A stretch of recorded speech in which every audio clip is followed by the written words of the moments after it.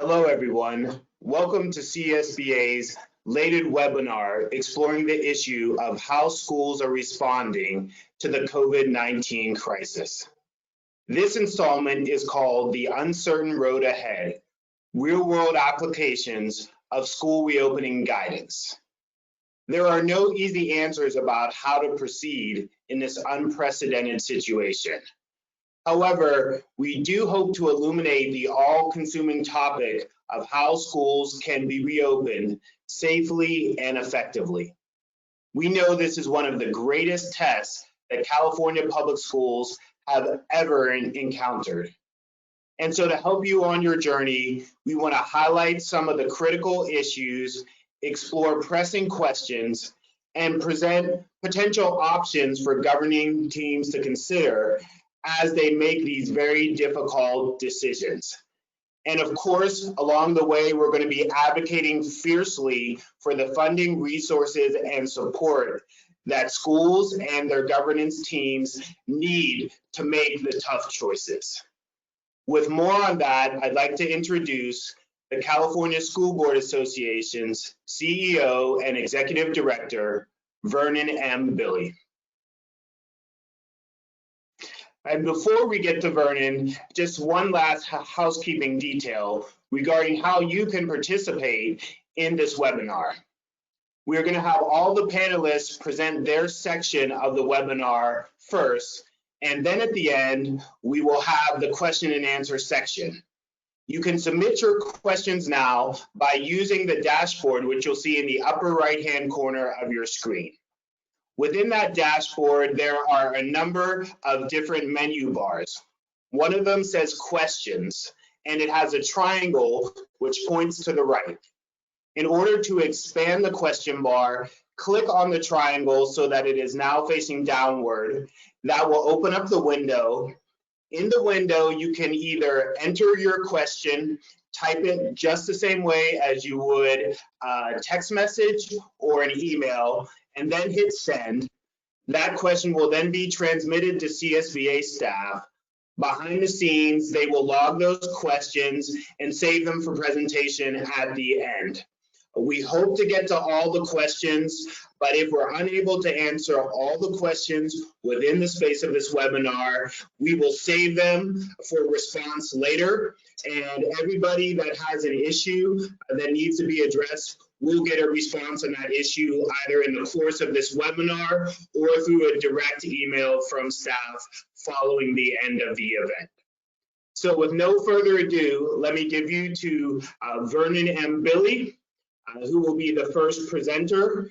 He will also be accompanied by Cherise Cound, a school board member at Mount Diablo Unified School District, Keith Bray, who is CSBA's General Counsel and Chief of Staff, Dennis Myers, our Assistant Executive Director for Governmental Relations, Robert Turk, our Assistant Executive Director for Policy and Governance Technology, Mary Briggs, who is an Education Policy Analyst with CSBA, and Erica Hoffman and Cheryl Ida, who are both legislative advocates here at CSBA.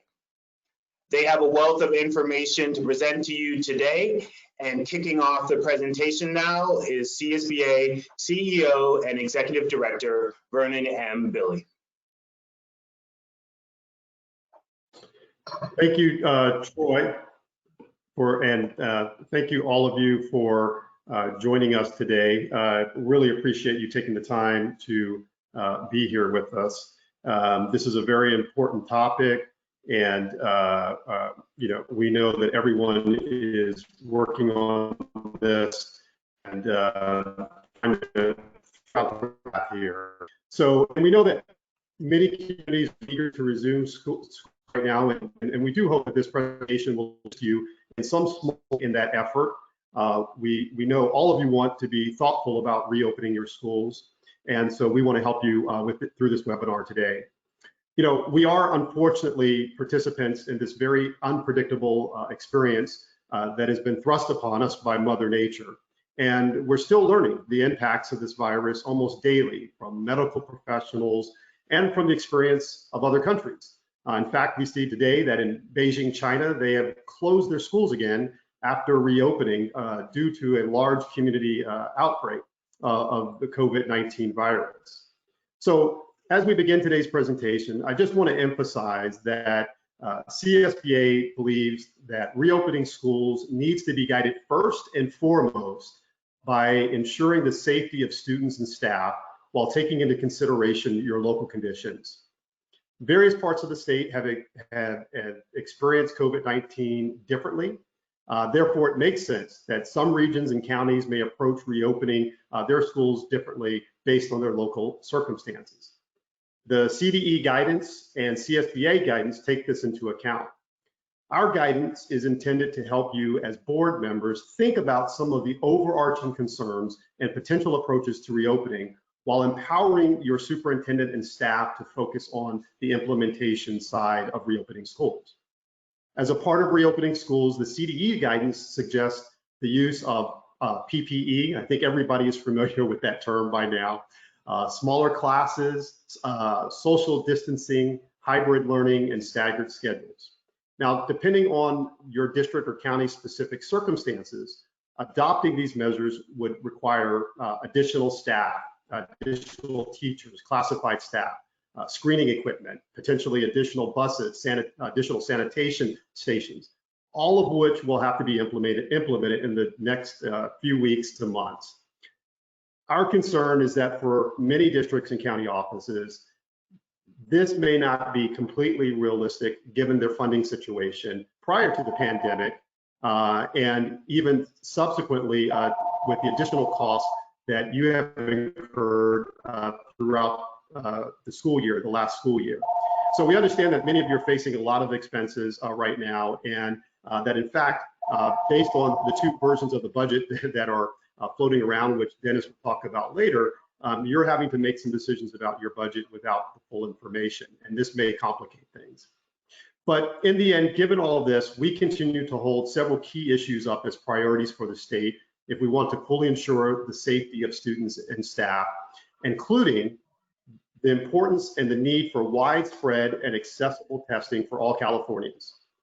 The state must provide funding and support for the actual cost and support needed to effectively implement social distancing measures on campus. We think this is absolutely critical.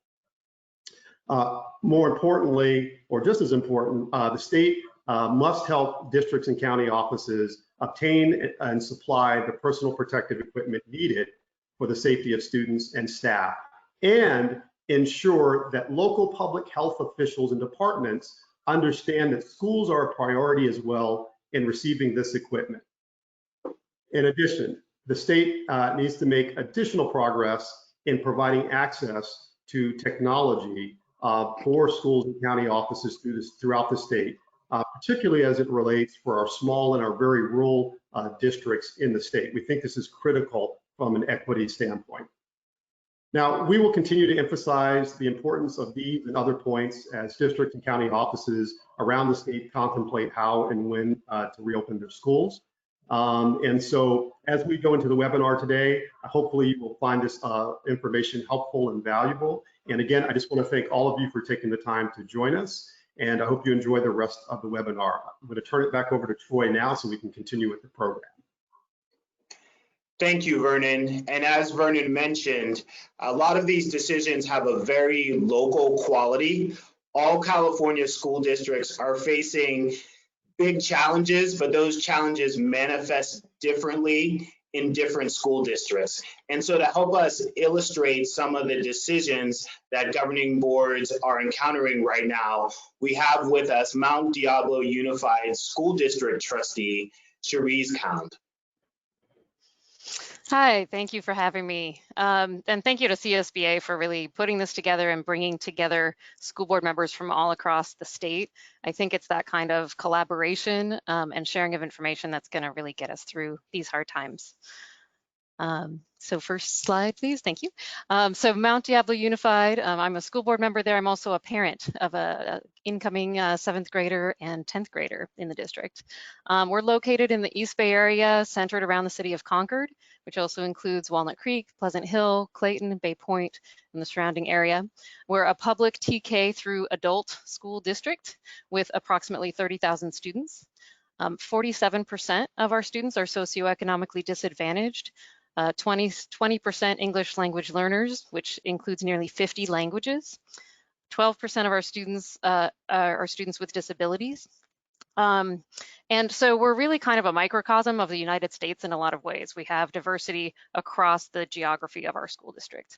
Our overall budget is about $350 million. Next slide. So starting with where we were pre-COVID, I think we were in a situation that was very similar actually to a lot of school districts across the state. We were facing, we had just made major cuts. So on March 9th, our school board voted to make $20 million worth of cuts. And this didn't have anything to do with COVID. It had to do with factors that have been plaguing our schools for a number of years. One of which is the Bay Area, inflation and high cost of living. The state COLA is not at all based on regional cost of living raises. So that's something that's been very challenging for us to keep up with increasing costs. The tripling of our pension costs is something that all the school districts have been facing. In Mount Diablo, we've had a slight decline in enrollment. And so for the past 4 years, what we had been doing was actually deficit spending, spending down our reserves, in order to keep the important programs that we have in place for our students. But this year we had gotten to the point where we really were reaching the minimum level reserve. And so we had decided that it was time to not only balance our budget, but also create enough revenue to be able to afford a tentative agreement with our teachers union and actually all of our staff, which we had approved back in December, the tentative agreement. And then costs then started increasing after that. So in January, the state adjusted its COLA, which made our cuts even deeper. And then COVID hit. So on March 13th, so March 9th, so Monday night of that week, I remember we had a meeting until 2:30 in the morning, discussing with the community exactly which cuts would need to go into that $20 million worth of cuts. I know many of you have been through those kind of meetings. They're tough. And we thought that was the worst part of our week. And then on Friday of that same week, March 13th, we closed our schools. So then looking forward into how we adjusted with COVID, one of the things that we realized right away was the digital divide. And we partnered with everyone on .org and sent out all those affordable broadband deals. But what we found was, in reality, those did not work for certain segments of our population. Those students who are homeless, undocumented, and unbanked specifically could not take advantage of those deals. All right. And looking forward into the school reopening this fall, one of the things that we're looking at is, the state guidance around groups of 12 students. Well, the recent cuts that we just made actually increased our class sizes because we can't afford to pay that many teachers and staff. And yet now we're expected to decrease our class size by about 1/3 overnight, right? But are any of our school districts receiving triple the funding in order to do that? Not so far. So this has been a huge challenge for us. The emergency COVID funding that we received recently was spent very quickly, immediately on immediate needs of food, technology, PPE, security, even teachers who had no home internet, being able to help teachers and staff access that as well. So it was not nearly enough to cover our actual costs. Next slide, please. So what are we looking for from our state and federal government? First and foremost is an acknowledgement that schools really were deeply underfunded before COVID started. Already, California was in the bottom 10 states for our staff-student ratios for class size, for nurses, for librarians, for counselors. Those meetings where we were making $20 million worth of cuts and other districts were too, parents were begging us not to cut music, sports, counselors, librarians and nurses, all of those things are things that our community didn't want us to have to cut, but we needed to. And now the concern is that with the cash flow and the amount of investment that we might be receiving, we may need to cut some of those things completely. And that's exactly the opposite of what the community wants us to do. I think we're in a position, all of us, where the community has really realized how much they depend on our schools for safe supervision of our children, for food, for healthcare, for mental health, even sports and physical health, and even technology. These are all additional things sort of beyond education that our public schools really do provide for the community and that we're not fully funded in order to provide. Next slide, please. So the other thing that we would like our state and federal government to understand is that the digital divide is actually a really deep chasm. We really need to make a mind shift here. Prior to COVID, we assumed, I think as a nation, that the internet and computers at home were a luxury, having that at home. It was not a necessity because students could just come early or stay late at school, or they could access computers at their public library. But with COVID, overnight, that all shifted. And I think we all need to make a complete mind shift here to understand that we really need to ensure high-speed broadband for all in people's homes. So short term, as school districts, we need to be able to do things like check out mobile hotspots for those students and families that the affordable deals don't work for. And really be able to provide the technical assistance for that too. When we're talking about our youngest students or our newcomer families, it's no small task to be able to teach and work with the family on even just managing the multiple logins to be able to access their education. And then long term, we really need to partner with our cities and counties and the state for eventual free Wi-Fi accessibility for all. We can't be ultimately depending on a system where everyone needs to, pay with their own individual contract for internet. We really need it to be, and some cities have done this, where there's free Wi-Fi through the air that everyone can access. And I think that's ultimately where we need to be.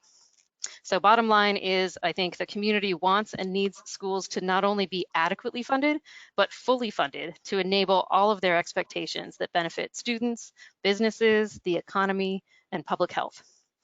And so that's one perspective out here in the school district world. Thank you for having me, and thank you CSBA for bringing us all together. And I especially appreciate the equity lens that I just want to shout out to. In Appendix B, there was an equity guidance tool by CCEE that really focused on many of the areas that I've talked about today. Thanks. Thank you, Therese. We appreciate that local perspective. You listed some very daunting challenges that you and your counterparts throughout the state are confronting right now. And to give a little bit more background on our report, which addresses some of these difficult issues, we have with us our education policy analyst, Mary Briggs. Thank you, Troy. And as you heard from Charisse, right now, California's school districts and county offices of education are considering options to safely provide effective instruction for 2021. And most importantly, families, students, and staff are really looking for clarity after months of uncertainty and constantly evolving situations. Because we at CSBA recognize the obstacles facing our members and are committed to supporting them as they plan for the coming year, we convened an internal staff work group to assess and respond to member needs across our organization. As part of this work, CSBA conducted a series of virtual listening sessions, as well as surveyed delegates and board presidents about distance learning issues and the concerns and needs related to reopening schools. To help us obtain additional budgetary information and administrative data, CSBA also surveyed superintendents of our member LEAs. And we worked with partner organizations with listening associations representing labor and parents and other key stakeholders. One consistent point is that resuming in-person instruction in a way that both serves and protects all students is that staff and communities and schools will require a historic level of support and coordination at all levels. Make sure we're on the next slide, please. As those entrusted with the health and safety of California's students, education leaders must navigate a global pandemic that we've never experienced at this level before, and a budget crisis potentially worse than the austerity we experienced during the Great Recession. And the question remains, if it is not safe for students and staff to be on campus when school begins in the fall, then how will schools ensure students have access to high quality education and support services? To help compile all of the information together in a way that would serve our members, we created a new report, The Uncertain Road Ahead, Reopening Schools in the Time of COVID-19, which presents important topics for board members to consider as they work to answer this question of serving our students looking in the year ahead. The framework that we provide is not meant to supplant the guidance offered by the state, but to complement it and to provide a complement for the suite of other COVID-19 related materials that CSBA has developed in the past few months. From a comprehensive pandemic sample policy for reopening schools, which you'll hear about today, to a funding advocacy toolkit, as well as our 5-part COVID-19 webinar series. Next slide, please. The new report also presents the 5 principles that CSBA believes to be essential in any plan for resuming instruction for 2021. CSBA believes that resuming instruction must be based on these 5 principles, which would apply to decisions about how and when to reopen campuses, as well as the types of instructional approaches a school district or county office of education may provide. As you can see on the graphic, we consider health and safety foundational. Regardless of plans, schools will require additional funding and resources to make safety and instruction possible. And LEAs should be planning now for adaptable and high quality instruction in whatever model they choose for the fall and the months ahead. You'll notice on the side that there is a notation about equitable access to resources. And it really is something that we think should be integrated throughout all of the other principles. And LEAs finally will need flexibility to innovate during these unprecedented times. Next slide. So speaking to the issue of health and safety, we consider that paramount as those who are responsible for the education and well-being of California's 6.1 million students. And so recent guidance by the California Department of Public Health outlines the conditions that should be met prior to reopening, including physical distancing, healthy hygiene practices, sanitation measures, screening staff and students for symptoms upon campus entry, and the need for contingency plans should a staff member or student become ill with COVID. CSBA supports these health and safety guidelines, but the reality on the ground is that schools need the resources to implement them without diverting resources away from instruction. So we are advocating as an association at the state and federal levels to address these funding issues. Meanwhile, LEAs should be working with their local health officials to develop protocols for deciding when it is safe to reopen campuses, as well as when future classroom, school site, or LEA closures are warranted. Both CDC and CDPH advise that, for now, physical distancing is one primary strategy to reduce transmission of the coronavirus. Yet, as you heard from Charisse, schools were not designed with this kind of physical distancing in mind. To reduce crowding, LEAs should consider scheduling alternatives that limit the number of students and staff on campus at any given time. And we've provided within the appendix of our report links to several different resources to help you as you go through the process. But we think that decision-making should factor in the impact on health and safety risks, cost, implications for childcare for families and employees, stakeholder input, and the impact on instructional quality. Next slide, please. And as you've heard, given the necessary health and safety measures for reopening, schools will need significant funding increases at both the state and federal level. I mean, we are saying that schools are essential to reopening the economy, and the investment to make that happen should be non-negotiable. Among some of the issues are state and federal funding that can cover the school and health and safety concerns of students, employees, and their families. Funding at the state and federal level should provide broadband access to all communities to accommodate appropriate distance and blended learning opportunities for all students. Among other things, CSBA is advocating for a tech bond to address these issues. LEAs also need much more state and federal funding, along with some regulatory flexibility, to appropriately address the needs of special education students, something that we saw really come to light during our spring campus closures. And funding should support the educational needs of the state's LCFF student groups, including access to services and programs necessary to close opportunity gaps. Another thing we saw exacerbated during spring closures. Next slide.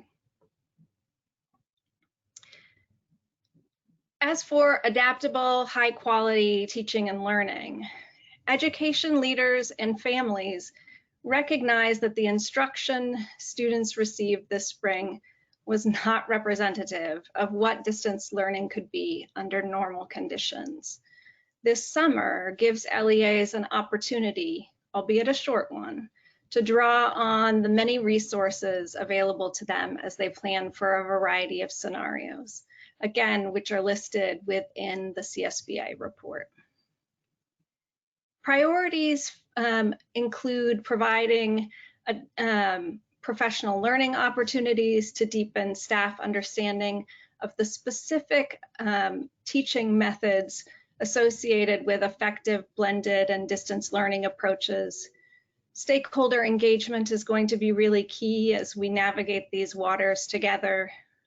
Addressing the uneven quality of instruction that students have experienced during the COVID disruptions, and planning for a rapid transition back to full-time distance learning in the short or long term if local conditions require schools to close again. One best practice that has emerged has been working with families, surveying them and staff to identify their needs and preferences for the upcoming school year.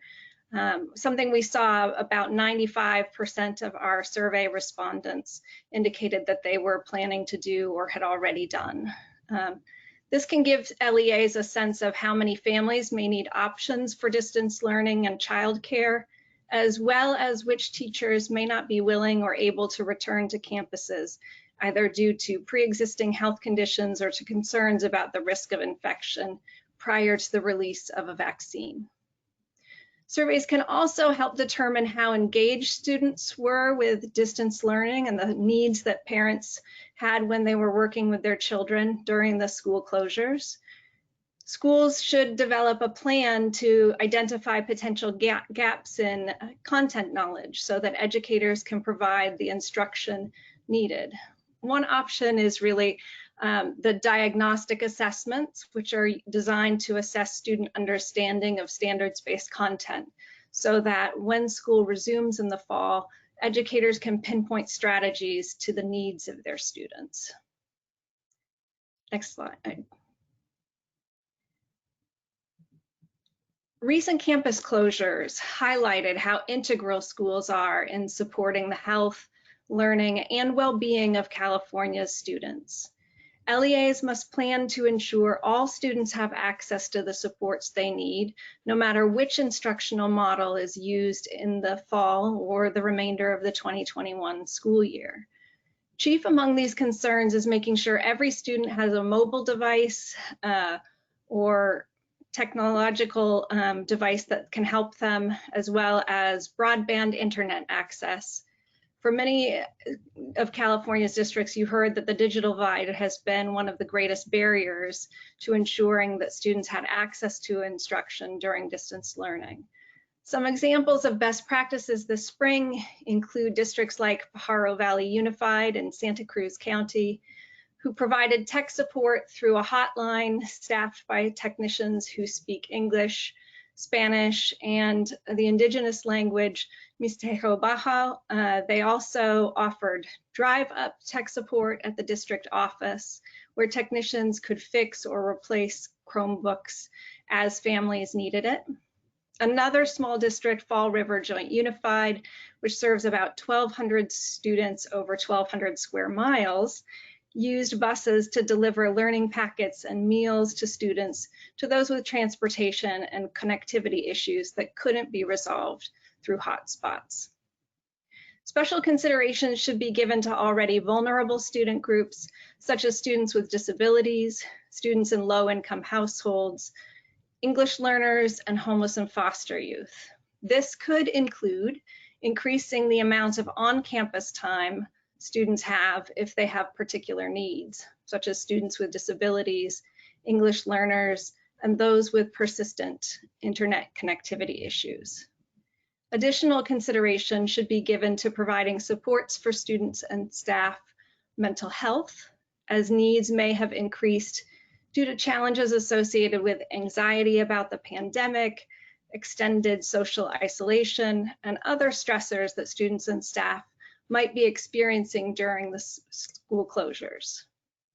Wellness checks for those who have not been engaged online are important consideration, something we saw in districts like Motherlode Union School District this spring, and telehealth options can increase access even when Wi-Fi is difficult for all families to access. Next slide, please. Finally, flexibility. As we've said in our report, unprecedented times require innovative responses. When schools suddenly closed this March, the state and federal government provided flexibility in many areas through executive orders, waivers, and other measures. However, many of these measures are scheduled to expire on July 1st. The proposed scenarios for resuming school will still require some regulatory relief.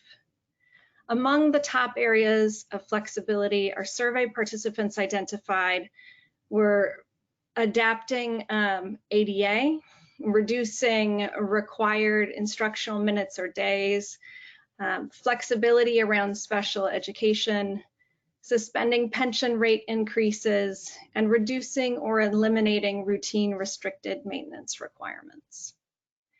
As CSBA continues advocating at the state and federal level for funding schools required to reopen safely, board members and the education community can add their voices to the chorus.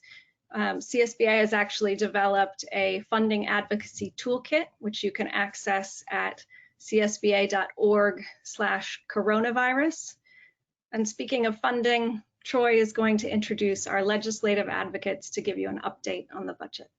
Thanks. Thanks, Mary, for that very comprehensive review of the report and the state of play for schools as they prepare to reopen. Another consideration related to reopening is the state budget. Of course, we have to look at whether schools have the conditions to reopen safely and effectively. And a big part of determining whether those conditions are in place amounts to whether they have the proper funding and the resources necessary to implement plans that make sense for their local districts. So to provide more perspective on the funding that schools will be working with as they're planning for the next school year, we have with us CSBA Legislative Advocate Cheryl Hida. Hi. So right now, as of yesterday, January 15th, the legislature passed their version of the budget package. Next slide, please. So what we have here on this slide are the differences between what we talked about in May revision in our last webinar about state budget and what we see in the legislative package. And the big difference that you're going to see up front is the Proposition 98 is the difference between about $8 billion. So the May revision was predicated on that we get no additional federal funds. The legislative budget package is predicated on that we will get additional federal funds. So what that means is that if we didn't get federal funds with the legislative package, then we wouldn't see any cuts and we would just see a current year deferral. But if we don't see a budget package, if we don't see additional federal funding, we will see deferrals starting October 1st of this next current year. So that's going to create some cash flow issues, but hopefully we're going to continue to work on the federal advocacy side of it, which our next presenter will talk about. The deferral amounts, the difference between May and the legislative budget is that you can see they're exactly the same, except for that additional $4.6 billion in 2021 if we do not receive federal funds to be able to backfill the necessary need. The May revision budget for the LCFF and COLA had a $6.5 billion cut to LCFF and no COLA, which would have been 2.31%. The legislative package includes a 2.31% COLA and no cut to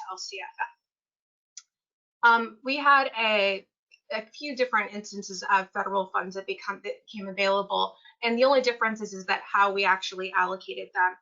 The May revision uses various different ways of allocating them. The one big difference that we were advocating for on the CSBA side, along with our other education colleagues, was that there was about $2.25 billion in federal funds that were going to go out for COVID-related issues, but they were only going to go out to districts who currently receive concentration grants. So that if you have an unduplicated count of free and reduced price lunch children, over 55% would only go to those schools. Well, the legislative package instead uses $2.9 billion of funding, and it goes out based on LCFF. So that would go out to all schools, not just concentration grants. So that would have been the favor for our advocacy. There's still going to be $1.5 billion based on your special education enrollment and federal funds. Those are the same in both packages. There'll be there was $100 million for community schools in the May revision. The ledge package now includes $45 million for that. There was $63.2 million for professional development. The legislative package includes $6 million for professional development, and a little bit more specific as it relates to UC subject matter projects. And then $1.5 billion in the May revision for Title I allocation. The legislative package now includes $1.4 billion, so just a slight change there. And then additional funding would be in the legislative package would be $112 million for school reimbursements during the summer and COVID closures in the legislative package. Next slide, please. So one of the things that was a really big issue for us, as we know, is that there was going to be no COLA and a 50% reduction to most categorical programs that schools have in the May revision. In the legislative package, there's going to be a COLA, and they're going to fully fund CTE, after school, and adult ed. So that was very hopeful for us, especially given the needs that we see moving forward. For special education in the May revision, there was $645 million, which brings up the base to about $645 per pupil in the base grant. The legislative package modifies that to $545 million, which brings that down by $100 per pupil on the base grant, but $100 million for low incidence in that pool. Several of the other items that were adopted was the $22 million for the federal IDA for teacher scholarships for special education teachers and mediation. That was adopted. $2 million for dyslexia research, also adopted. One of the things that was rejected was the governor's large proposal in modifications in the special education funding formula based on a 3-year rolling average. That was rejected in the legislative package yesterday. The Proposition 98 supplementary payment schedule to reach 40% of general fund. Right now, we're currently at about 38%. The May revision package had a larger general fund percentage going to education up to $13 billion by providing additional 1.5% of general fund to get us up to what we would have been in a test 2 era. Right now, we're in a test 1. That was also adopted, so that's hopeful on the legislative package. Another big thing that would be helpful and provide some relief was the $2.3 billion that was in the May revision was also adopted by the legislative package to provide another state buy down on behalf of school districts for PERS and STIRS to reduce the pension contribution increase rates. That about, if you average it out, it's about 2% reduction for both STIRS and PERS in the school pools. And then another part of the legislative package, which is new, would provide $50 million to establish an early literacy support block grant and $3 million to the Department of Education for literacy expertise. That's new. We haven't seen trailer bill language to really define what that is just yet, but it's a new part of the package. Overall, these are a highlight of the things that have that we've seen moving forward in the budget. There's obviously much more technical and detailed things, but these are the bigger things that we know that districts are looking forward to. Next slide. So in addition to those, some of the bigger flexibilities that we asked for and advocated for that got also moved over to the legislative package moving forward is that there's going to be a larger allowance for increased borrowing in between interfund borrowing to mitigate the impacts of the deferrals, because we realize that there's going to be large cash flow issues. There's also going to be an allowance for the sale of surplus property for one-time spending purposes. Currently, right now, if you do sell surplus property, there's many things that you have to go through in order to be able to use those funds, but those funds typically have to only be spent on capital outlay projects. So you can now use this for one-time purposes. The one thing I would caution you on that is that, while we have a lot of concerns over special education, just make sure that these funds don't spike your MOE, and then moving forward, you're going to be dedicated to having that level of funding. The other things is that we saw it was a technical error through the CDE'S SACS account, or this is your accounting process that districts use to be able to input their numbers for Department of Education, that was allowing the state contribution for your pensions to buy down the rate to be counted towards your overall general fund. So you never saw those dollars, but you were being counted towards an additional amount for that total 3% that you have to put aside for routine restricted maintenance. So CSBA'S efforts, along with some of our other educational colleagues, got this modification changed so that it can actually be trued up to what your actual general fund amount is, and not include the state payments on behalf. Next slide. So what's next? Well, yesterday we had the budget deadline, the budget bill deadline from the legislature, and it's now headed over to the governor's desk. The governor has 12 days to sign the budget. It's our understanding that some of those details have not all been ironed out. We just watched the budget hearing about an hour ago before this webcast, and it sounds like they're still ironing out some details, and it's not clear where exactly we would go through. So this is a really, really tough year. Typically, we don't see a large gap in between the time that the budget goes from the legislature over to the governor and assigning when the governor will sign it. But this time it could be different. And what the governor has the authority to do is to basically line item veto anything, line item veto the entire budget, or reduce appropriations. Now, we don't know if that's going to happen. Typically, that's something that's worked out before the signing to get things moving along. We're going to see. So we would just be really clear that, what we saw in the legislative package isn't necessarily a done deal like it has been in previous years, given the unique circumstances that we're in right now. The next thing that we would see outside of the budget But related was that, our tax deadline got moved for a few months forward. So typically when we saw an April 15th deadline, we had a very clear picture of what our income tax revenue would be. But because it got moved up to July 15th, we're working off of forecasted numbers. So we'll actually have a clearer picture of what that's going to look like on July 15th. And so that could lead to an additional budget revision in August. So thank you so much for tuning in. If you have additional questions that are related to the budget, happy to answer any of those. Thank you, Cheryl. I know the developments with the state budget have been fast and furious for some time now, so we appreciate you keeping us up to speed on all the new developments. To talk about the federal budget, which has a big impact on what schools are eventually going to be dealing with financially, since both the legislative and the gubernatorial proposal hinge very heavily on the prospect of federal relief funds directed towards schools. We're very interested to hear what our legislative advocate, Erica Hoffman, has to say about what's occurring at the federal level.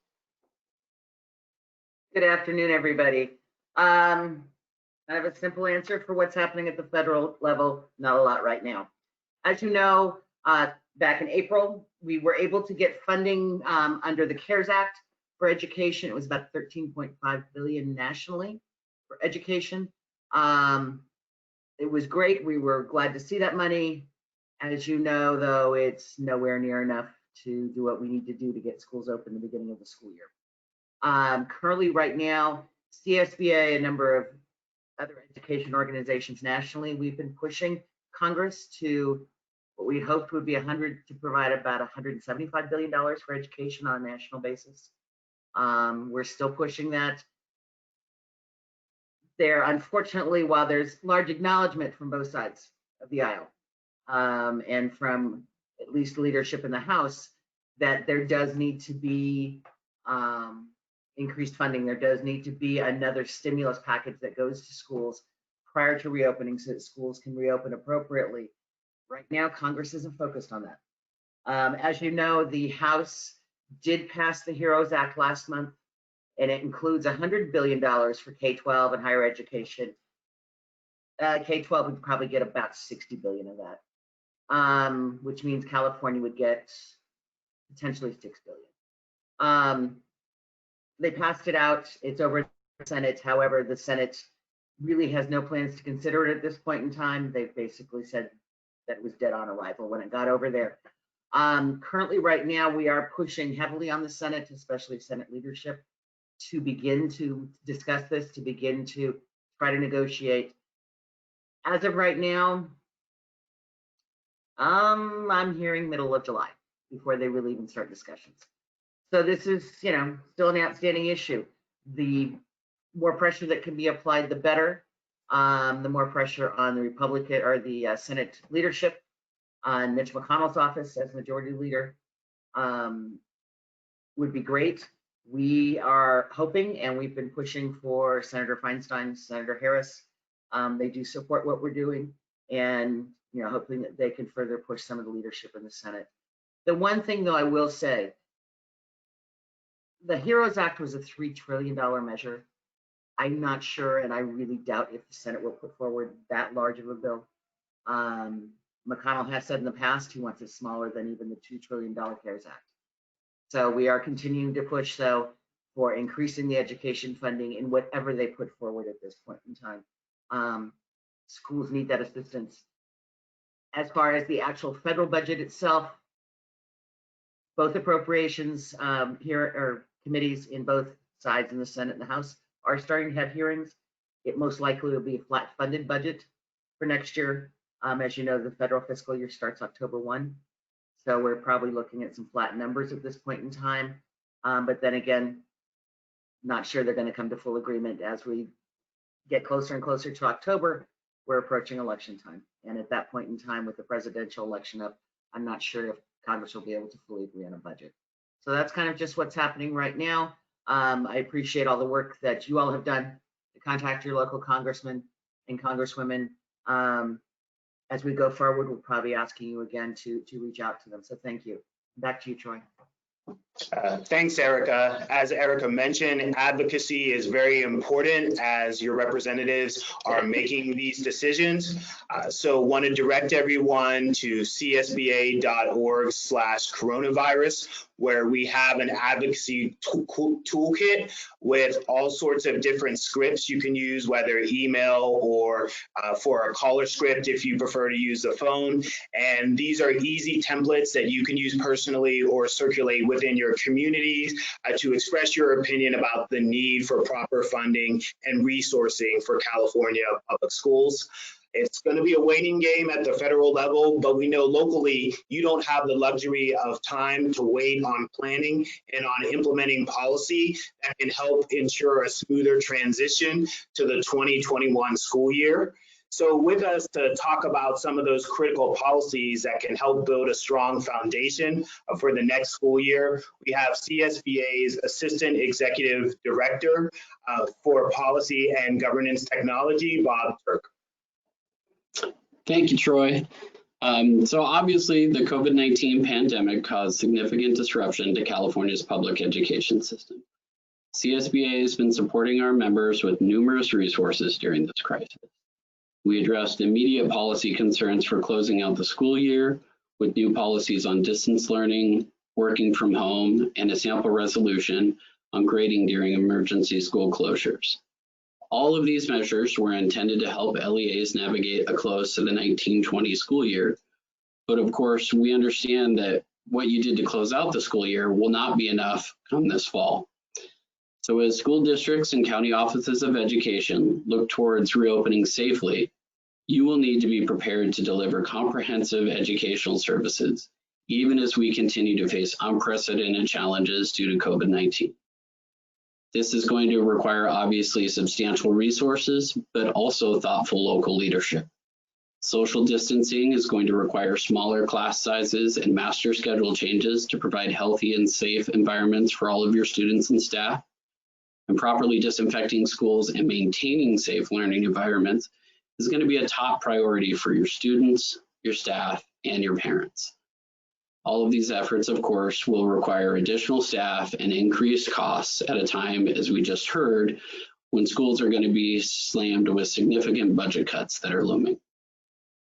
Although numerous guidance documents have been published to assist with this reopening process, ultimately the decision about when and how you reopen campuses remains a local one that needs to be made in consultation with state and local health officials. This necessarily means that your approach to reopening is going to be unique at each district. No matter how you choose to do it, reimagining education in this COVID-19 world is going to inevitably have policy ramifications for you at the local level. But if you were going to try to revise every policy impacted by COVID-19, it would take an inordinate amount of time. The impact of this virus has been felt across every aspect of our educational system.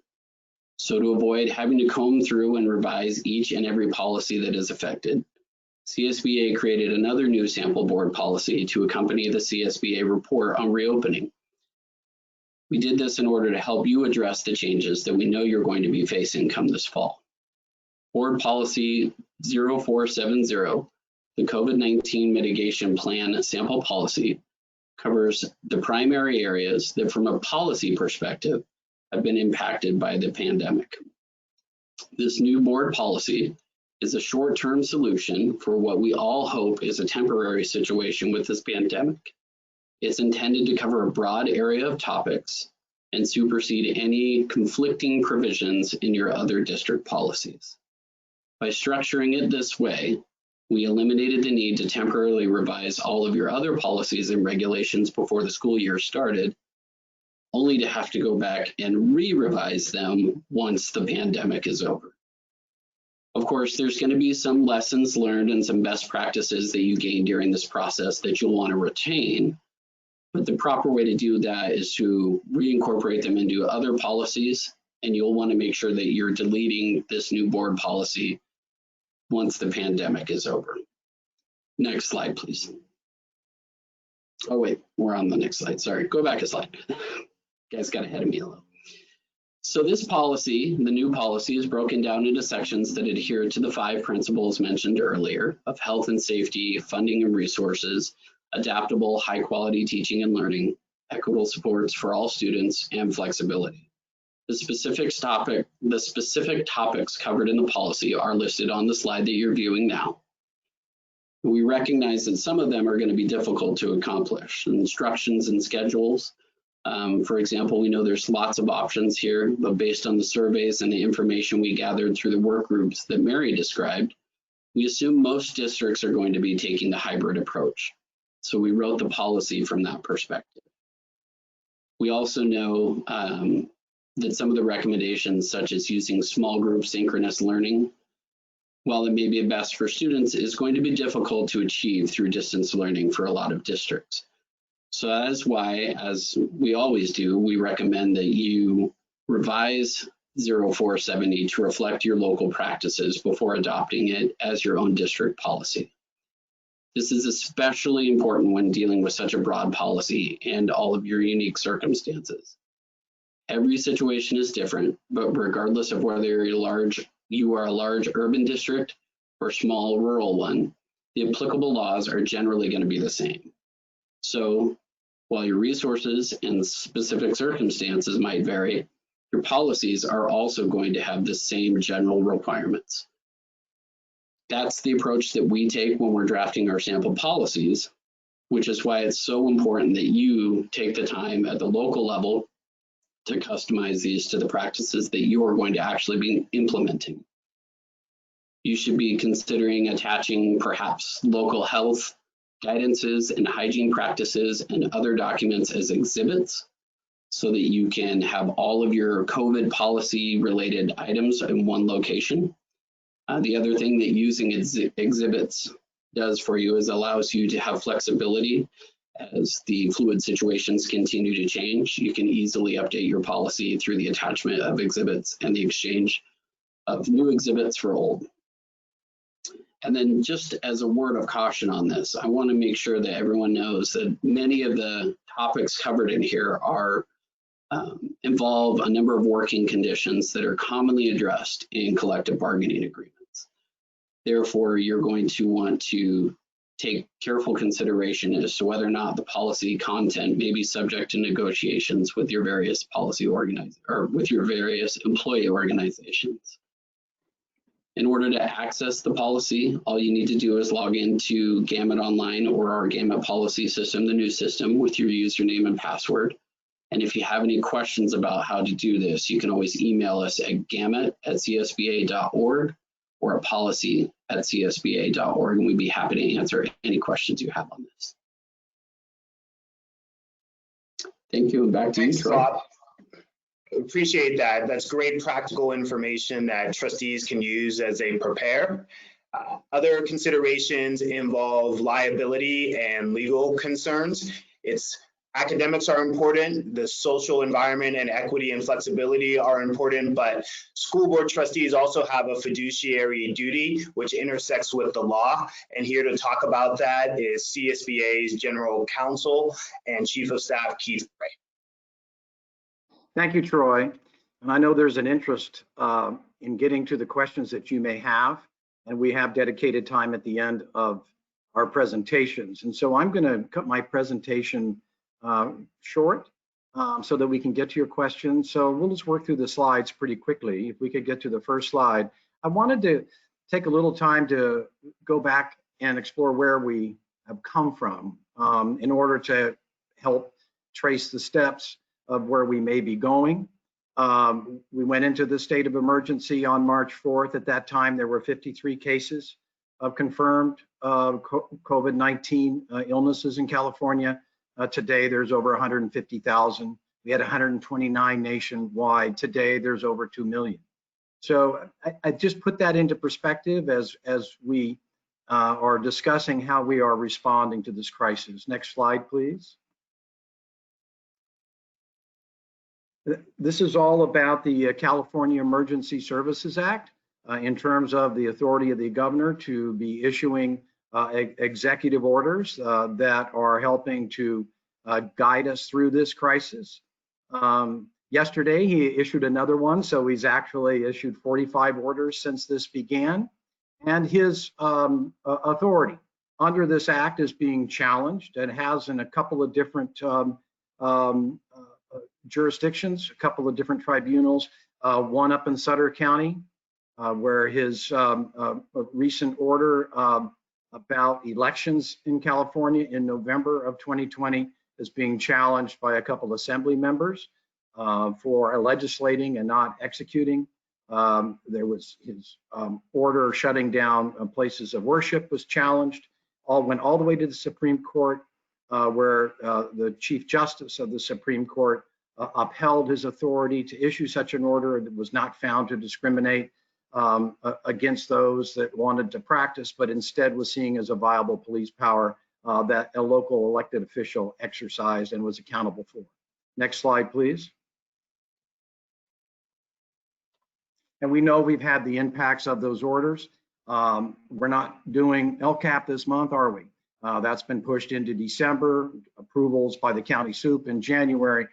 So there have been impacts, unfortunately, suspending a lot of the laws that would otherwise have hamstrung us during this period of time. Legislature chipped in March 17th with SB 117, made sure that ADA was not going to make it complicated in getting the revenue to our school districts this year. Next slide, please. And then 2 days later, we had the stay-at-home order. Education is an essential service. It's in an essential infrastructure sector. And the way it was written, it came out of the Department of Homeland Security's advisory, where K-12 employees who support distance learning provide school meals and supervise minors to support employees. All of that was found to be essential, and that's why we were able to keep educating. We might have closed our facilities, but the education continued. Governor Newsom's actually his first order, and it's important as we move forward here. His first executive order ordered to control the spread of COVID-19, ordered all residents to heed any order and guidance of state and local public officials. And so he's repeated that throughout his orders. Next slide, please. And then we have the orders of the state and public health officials. And those, well, apparently we went quickly through a slide that I thought was next. So we also have state law that provides the legal authority to both the state and local public health officials, and we are working under those orders primarily. Local emergency authority is with the city and the counties, and we have county public health officers with authorities to do whatever it takes to direct or otherwise to order to protect and preserve the public health in their county. Next slide, please.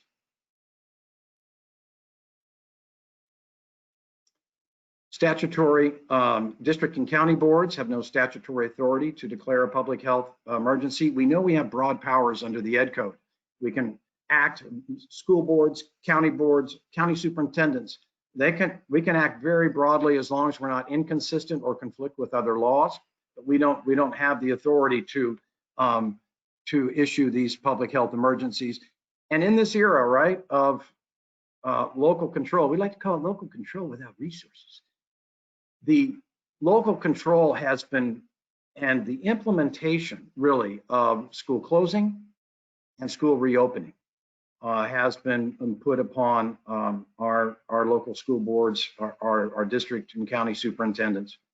And what we're using, next slide please, is just a variety of guidances that have come out from the CDC, have come out from the California Department of Public Health, from CDE. We have our own guidance, which is advisory in nature.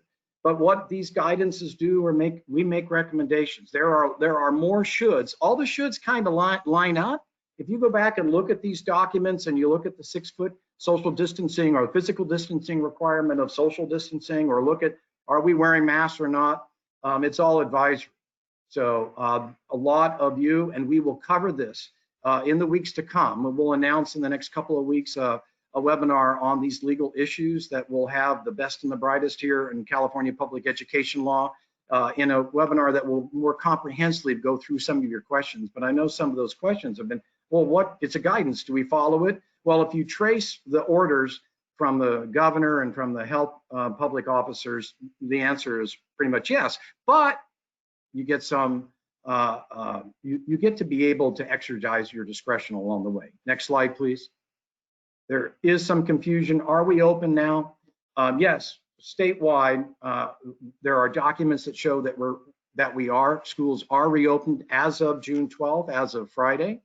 But there is this issue in the county public health domain as to whether or not a county, by looking at what I call, my shortcut to it is HIT, which is the healthcare capacity and hospitalization rate, the incidence rate, tracing and testing. We look at these local conditions. Bob just mentioned that. That's what's going to open a school, is going to be looking at local data, and there's plenty of local data to support opening of schools. But you'll see in this slide, there are counties that have yet to be certified by the public health officer as to whether or not they can move their way quickly through stage 2.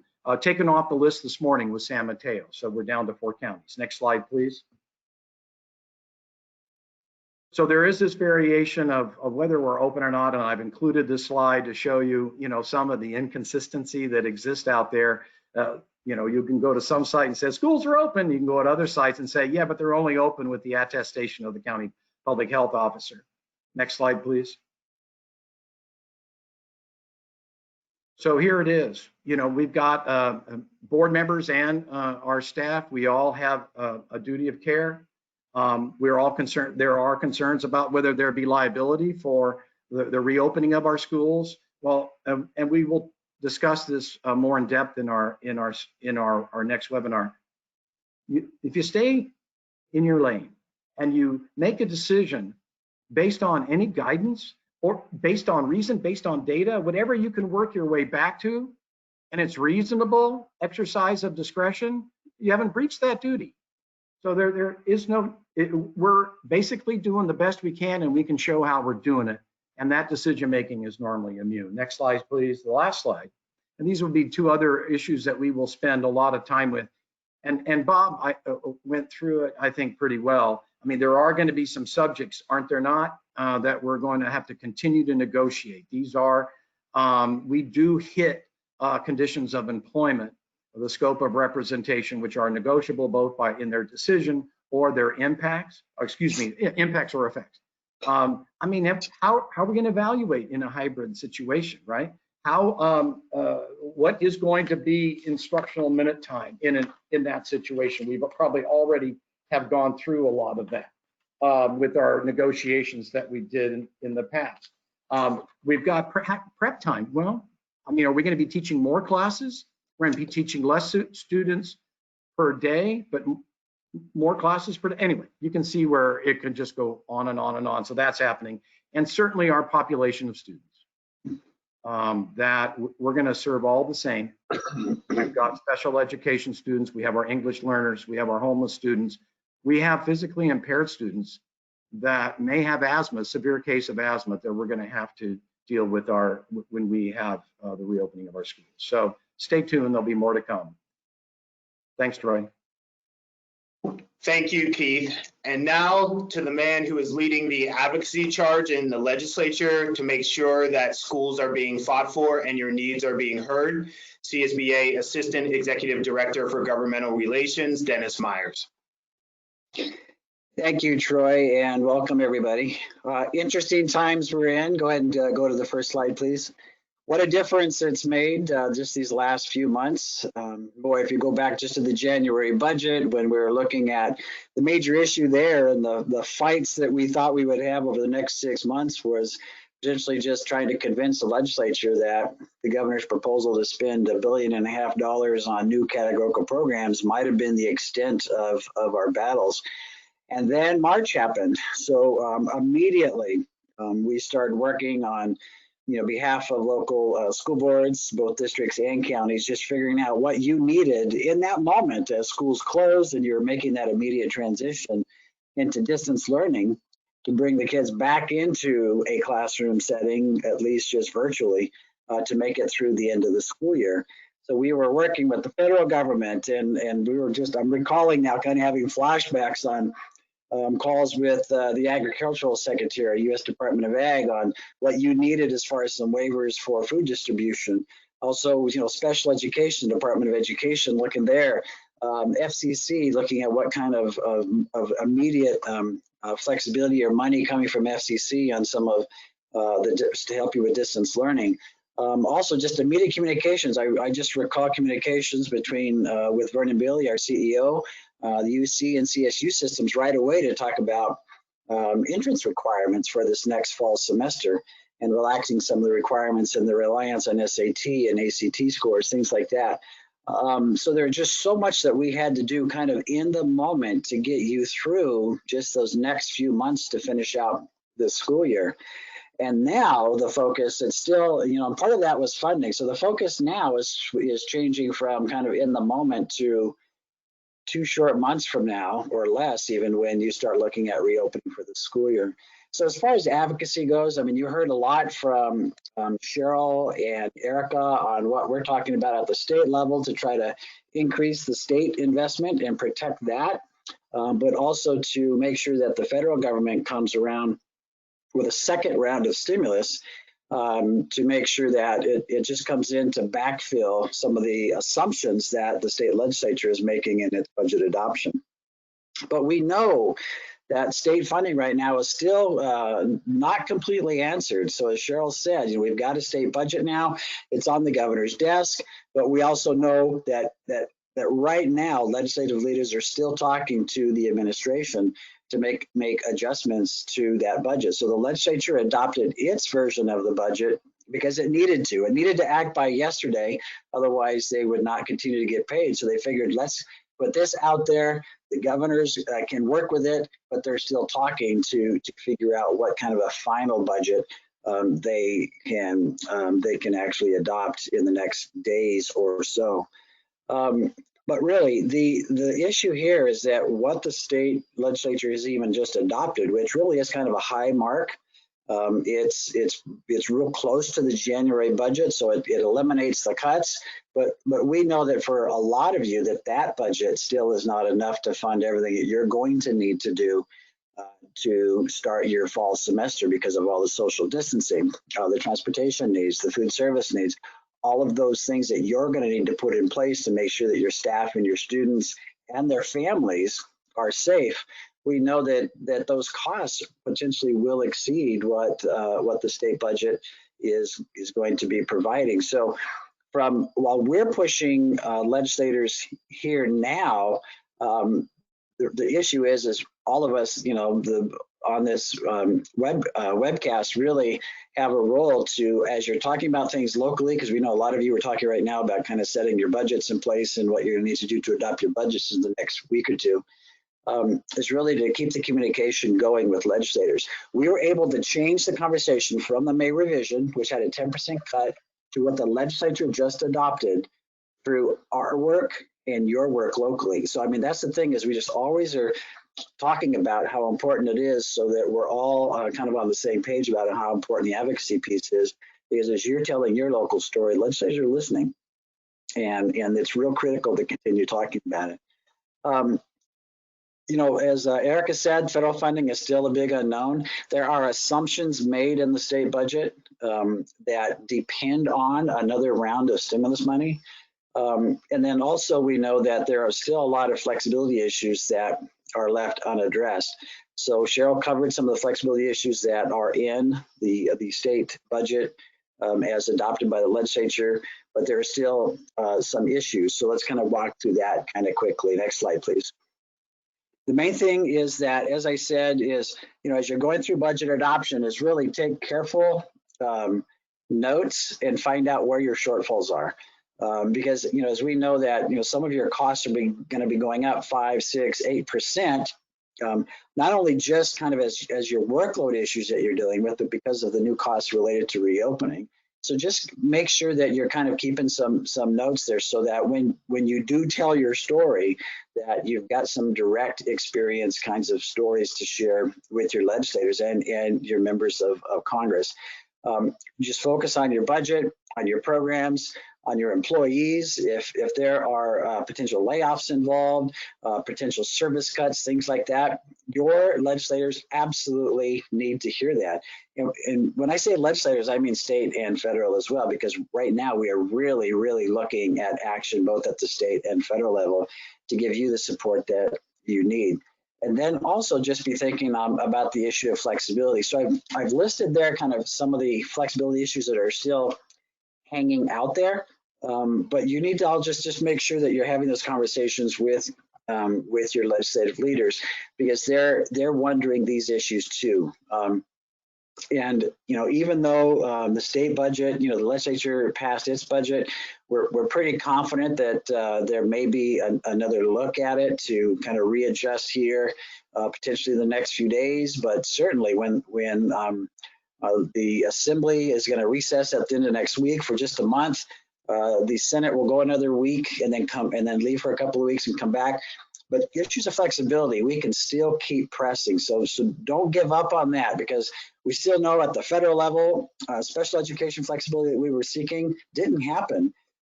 Congress dug in its heels, the Democratic House dug in its heels on some of the special education flexibility we were looking at.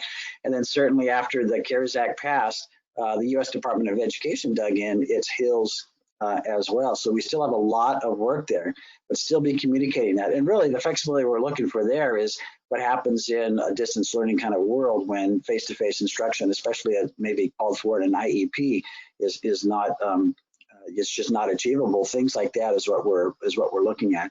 But issues on attendance, the attendance hold harmless.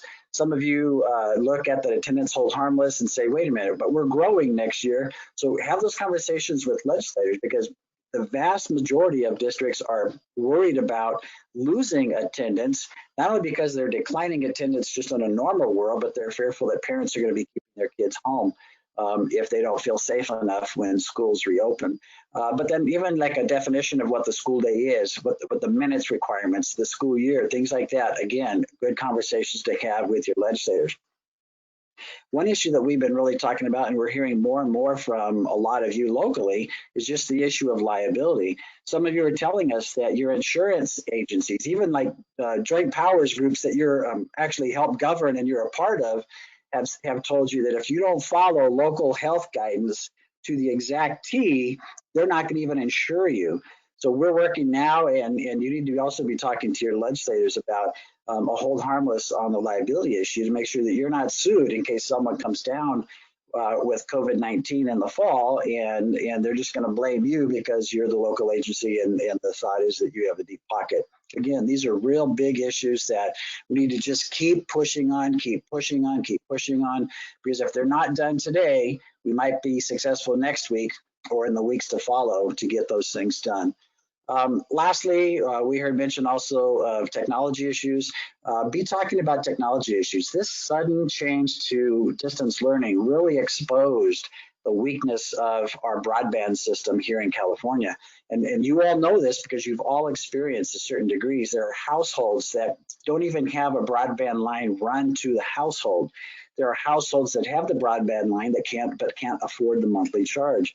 And then there are those students where you needed to get a device in their hands because they didn't have the devices at home. So we're working with the legislature. In fact, while these other folks have been talking, I've been going back and forth with legislative staff and some of our co-sponsors on a technology bond that we're working right now. We have a language drafted, and we're kind of fine-tuning it as big as a $6 billion bond to provide technology broadband services out to unreached rural areas, and I'll say underreached suburban and urban areas where the broadband services are just not available, including hotspots and devices, things like that. So be talking about your technology needs with your legislators as well, because they're going to be seeing this here pretty soon. But also it's important because as you transitioned from 100% distance learning to, we know a lot of you are talking about some sort of a hybrid model. It still means you're going to have some form of distance learning. And I really think that going after COVID-19, a lot of you are going to be relying on distance learning, whether it's through homework assignments, things like that. So this could be opening up an opportunity that we really need to be able to take advantage of to make sure there's infrastructure in place for high speed, high quality broadband, but also that you can get kind of a kickstart to meet all of your device needs, even replace some of your older devices, provide some hotspots while you're waiting for the broadband to access. So those are all the conversations that hopefully that we can be having at the state level, but also locally, as we kind of talk about what you need. Again, that's a state issue, but also it's something to talk with members of Congress, because we know that Congress is also thinking about technology and broadband as well through the Federal Communications Commission and other federal agencies. They're looking at affordability. So if we can get a line to the House, and let's say it costs $60 or $50 a month, perhaps there will be some federal money for low-income households to maybe make that $0 or $5 or $10 a month to make sure that your students can get the access they need. So that's it for advocacy. Really, it's teamwork. And since coming to CSBA, we've made a fantastic team. We've got a great team working here in Sacramento, but also the teamwork with all 5,000 of our school board members and 1,000 superintendents has been very effective. We just need to keep up that advocacy as we move through this next season. As you're planning on reopening, make your needs known, tell your story. And if you've got questions, if you've got specific things that you want us to know, just email us too, because we really cherish your stories and your conversations to help us as we're making arguments on your behalf. So thank you very much. Troy, I'll hand it back off to you. Again, let us know what your needs are, and let's make this a two-way communication. Thank you very much. Thank you, Dennis. This was the point in the event when we were going to provide an overview of the reports that were issued by the California Department of Education and the California Department of Public Health.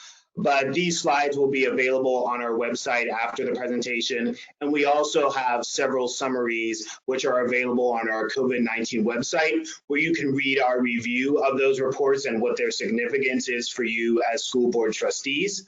But because we know many of you have submitted questions during the registration process or during this webinar, and we're eager to answer those, we're going to move on to the question and answer section of the webinar. So with no further ado, we will get to some of the questions that you have submitted. One question that was asked quite a bit was related to where the line is between guidance and mandates or requirements, and are there any mandates or requirements related to reopening that have been issued by the state government, whether that's the state superintendent of public instruction or the California Department of Education or the governor. So I would hand that over to you, Dennis. Are there any mandates that our members need to be aware of, or is it all advisory and something they work out with their county health officials? Wow. You know, I think Keith tried to address that going through some of these legal issues. You know, it's been interesting this whole season when we've been looking to the state for guidance. We also hear from some of you like, wow, it's too broad. Can they just tell us what to do? But we're still trying to make it as flexible as possible to give you the flexibility to fit into like a health requirement that suggests that all of your employees have cloth face coverings. I think that's kind of a standard now through the federal CDC. So, you know, I'm not sure where any of these say you have to do something, and I don't know, Keith, if you can back me up here. We're trying to keep it flexible and get you the resources needed so you can make the right decision. But I'm not tracking exactly anything that says you have to do something A, B, C right now with the guidance that we have. Am I tracking that okay, Keith? Yeah, I think you are. I mean, an example that we heard the other day was in the state of New York. The state of New York prescribed that the distance learning would take place for 2 hours a day. So there was a had to, right? There was a mandate.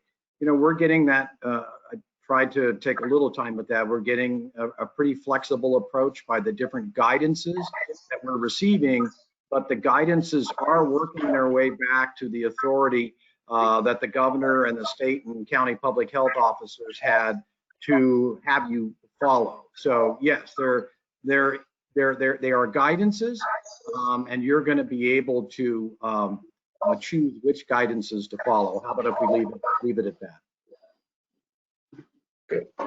Thank you. And there were several questions related to the requirements or the responsibilities of staff, specifically asking what discretion do school boards or governing teams have to ask employees to take on new responsibilities in light of this emergency beyond their normal suite of duties. And then a related question is whether staff and teachers are covered by workers' comp if they contract COVID-19 in the course of schoolwork. Keith, any thoughts on that? Sure, under the course and scope of their employment, workers' comp, assuming that that's where the contraction occurred. We have a causation issue in all of the liability questions. But yes, if you could show that it happened at work, workers' comp would cover that. What was the first part of the question was also, but you've got to look at the agreements to see the flexibility. You know, we have in the law disaster services workers, and they can basically be required to do what needs to get done under the emergency powers. We have to be able, in order to get the funding, we have to be able to serve our students. So that's something that's worked out locally. Maybe Charisse, I looked like she was nodding in affirmation. Did you have a comment? Whether or not it's appropriate or allowable to record teachers who are giving instruction online. This has been an increasing question as people try and monitor the quality of instruction, or simply to make sure that those sessions are available to all students. Are you able to mandate? If not, I'll take it. Yeah, no, I'm happy to chime in on that one. I don't think it's going to let me share my camera right now, but hopefully my voice will suffice. So there's a couple of competing statutes on this, really. We've got a statute that says you cannot record a classroom setting without the teacher and principal giving prior consent beforehand. To do otherwise would be considered a disruption, and actually it could be punishable by a misdemeanor if you're not a student. So it's something to take into account. And with that statute, I think Keith would agree on this, we can't really force teachers to record their classroom sessions. That being said, there's another statute that clearly contemplates distance learning and the use of this type of technology. So we've sort of got these two competing aspects there. And one of the ways that you can deal with this is through probably some kind of waiver up front. Assuming the teachers are willing to use distance learning technology like Zoom or GoToMeeting or something like that, you could place a waiver with that language in it, cautioning people not to record. And that should probably take care of a large portion of the issues. With most of these technologies, the person hosting the meeting is the one who's in control of whether or not it's recorded. So that would mean anyone who wants to record it that's not hosting the meeting is going to have to take some considerable effort to use third-party software or third-party device to do it. So in short, no, you can't force them to, but given where we're at with kids and needing to have some distance learning technology, I think that there is a safe way around it through waivers. Thanks, Bob. And just for clarity's sake, what you're talking about with regard to recording, does that also apply to streaming but not recording? The person who submitted one of the questions wanted that defined. Yeah, in my opinion, I think recording is recording. I think the statutes specifically in a criminal aspect refer to audio recordings, but I know Keith has got some opinions on the difference between the video and audio. So if you want to weigh in on that, Keith. Apparently not. So we'll move on to some of the other questions. So another question relates to insurance. The person wants to know, how does CSBA view the potential stance of insurance providers that threaten to deny coverage unless all of the reopening guidelines are met, which is a pretty high bar? Is that something to fear? Well, Dennis is working with that in the legislature, right, Dennis? Want to unmute? And I think that's extreme and would be pushed back. What happened? I mean, throughout the whole stream, we have local control and local discretion, and except when it comes to our JPAs and our private insurance carriers, I think we would have something to say. What do you think, Dennis? Or anybody else? Erica, Cheryl?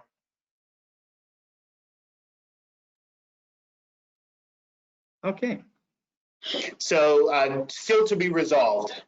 Another question is related to masks and wearing of masks. One school board member reports she's getting feedback from her parents who object to wearing masks and don't think that they provide safety benefits. But at the same time, their county has recommended that masks be used as part of their reopening guidelines. So they're worried about how do they address the tension between the county perspective and what the county is asking them to do and what their parents want. And this, I would say, is similar in a way to the first question that we had today, which is the difference between guidance and requirements.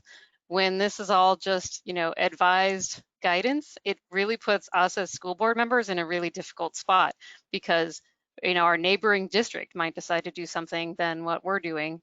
And parents will look to us and say, well, but that's just guidance, it's not a requirement. So we're, with public schools, we're going to have the full gamut of, our families, from both ends of the spectrum in terms of their opinions on something like masks. So clear actual regulations would be what would actually make the most sense, I think, in cases like that. Yes, and I would add, in the absence of clear regulations, which may not be forthcoming, inviting your community into those discussions, taking surveys or other means you have of getting feedback and communicating regularly what your decisions are and the thought process that led you up to those decisions is helpful. It won't eliminate all the blowback, but it does show that you've been engaging the public and that you have a conscientious method of addressing the concern, and that can help diffuse matters a little bit. We also have another question. Yeah. Troy, I would just add real quick to that. I think that this is where local health orders also come into play, right? If you have a health order that is saying you need to wear masks when you're out in public, contradicting that order could create liability and problems for you. So you want to be very careful of that and stay on top of that. And just as sort of a best practice, like encourage mask wearing, right? The best we can do as we reopen is try to minimize any sort of cross-contamination and the spread of this infection so that we can stay open and keep educating our kids. And certainly when it's in a situation where we can't have the physical distancing, that's when the face coverings are if they've gotten close to prescribing something, that's where the prescription has been. As we know, there's a lot of planning going on, and so that raises questions about the Board Act and chain meetings. And so one member wants to know, is there a provision that board members can meet as a reopening committee without being concerned about Brown Act violations? No, there was a specific waiver in an executive order about board members receiving information about COVID-19 and the response to COVID-19. But there has yet to be, unless you have, those of you who are following the governor, there's yet to be any waiver or suspension of the requirement that boards don't meet outside of a posted meeting. A majority of the board does not meet outside of a posted meeting. Okay. We have a question about LCAP. The member says that traditionally they read the budget twice before approving. Is this something they no longer need to do because LCAP was postponed? Bob, do you have any thoughts on that? Sorry about that, Troy. I had a little audio problem there. Could you repeat that last part of the question there? Yes, the member is wondering whether they no longer need to read the budget twice before approving because LCAP is postponed till December now. Well, I think you still need to be going through your hearing process with the LCAPs, and I think as a best practice, the best that you can do to adhere to the regular schedule is going to be the right way to approach this, especially when it comes to transparency and budget issues while you're making cuts. That would be my advice on that one. I think we can see what the challenge is there, right? As we've just heard today, the negotiations are still happening at the state level, but yet we're required to submit our budget by June 30th. So we're going to have a very short timeline there upon which to base our budget and explain it to the community.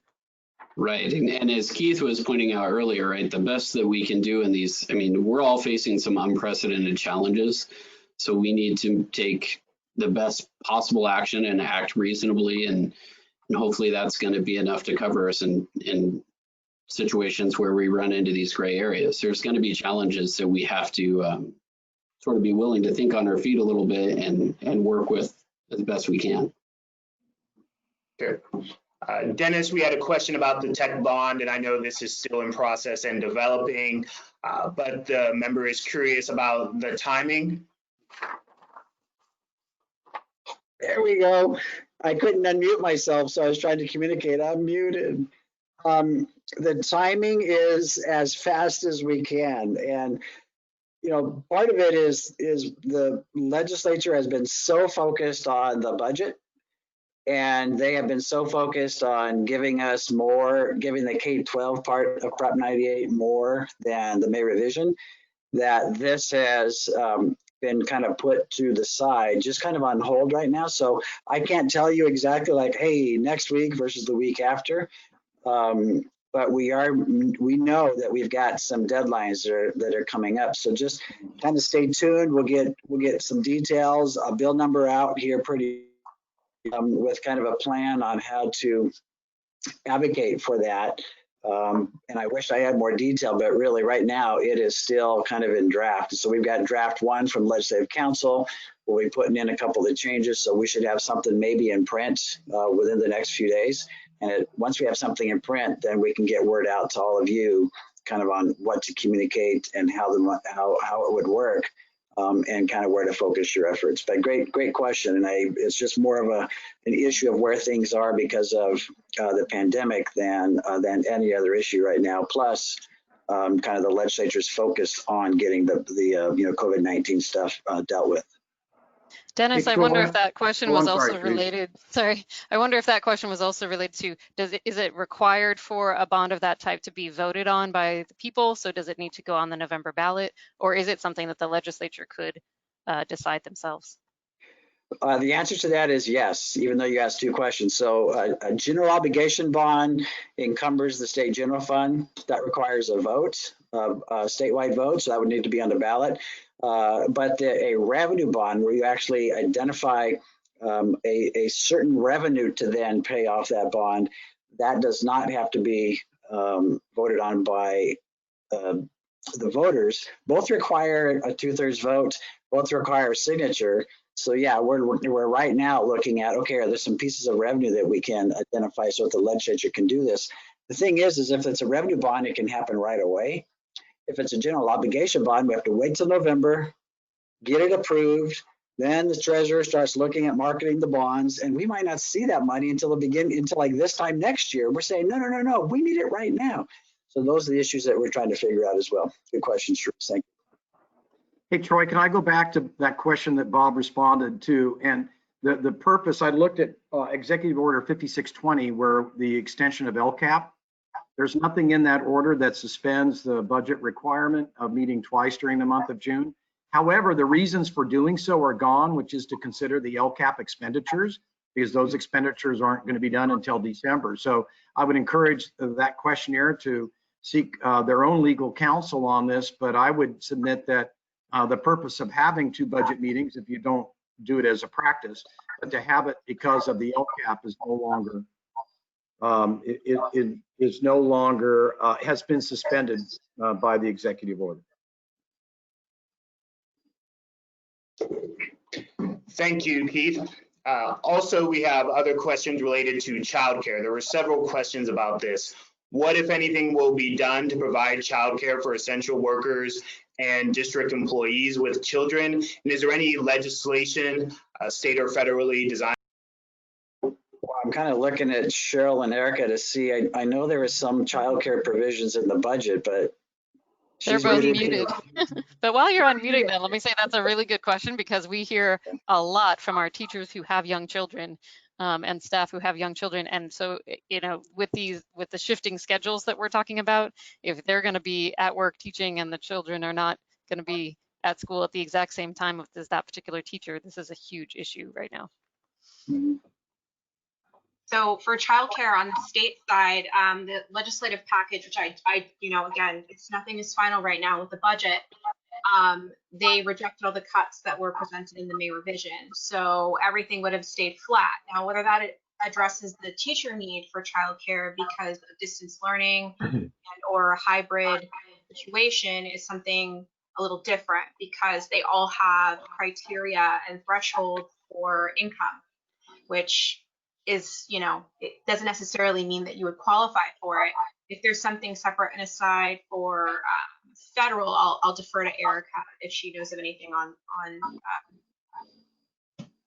Yeah, at this point, federally, no, there's nothing that's been specifically provided within either the HEROES Act or within the CARES Act. There was, you know, some increases in childcare, but nothing specifically for you know, to help the essential workers and teachers and things like that. So it's very, very minimal amounts. But that is something that might have to go push a few of them on. So thank you very much for the suggestion on that. Great. We will have we'll do two more questions, and then we're going to wrap it up in the interest of time. Question about which guidance trumps others. If there's a conflict between, say, the county and the state, which takes precedence?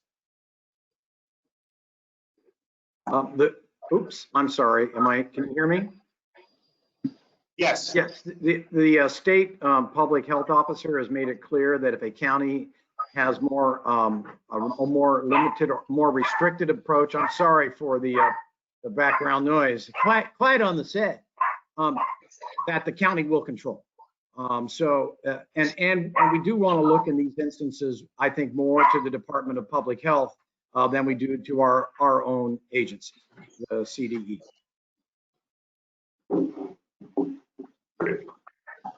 And so the final question of the day relates to contracts and MOUs. Is the recommendation that renegotiations begin at this time in preparation for the decision school board members will be making over the next 2 months? Well, we had a listening session. Anybody can answer that. I think Therese was on too, with San Diego Unified School District, and they're negotiating with 7 or 8 bargaining units over the summer. It's not a traditional time that employees wish to spend their time bargaining, but if there was any time to do so, and we know in the Superintendent of Public Instruction's in his guidance that was released last week, the ideal that was expressed there is that these issues about the conditions of employment would be completed before school began. Great. There's so many more topics we could touch on. We've logged every question that we received, and we will be responding to these directly, either through emails to the person who asked the question or through the FAQ section, which we post on our website. That website, again, is csba.org/coronavirus. So I encourage you all to visit there. There are a ton of resources related to advocacy, information on all sorts of legislative and political developments related to COVID-19, research papers that can help you as you're making some of these decisions So strongly urge you to visit there. That also houses our report, The Uncertain Road Ahead. You can take time to read it there. You can download it and get all the information you need. And finally, the other resources related to this presentation will be available tomorrow afternoon on the website. You can download the report itself. You can download the PowerPoint deck that we went through today, and you can also access a recording of this webinar.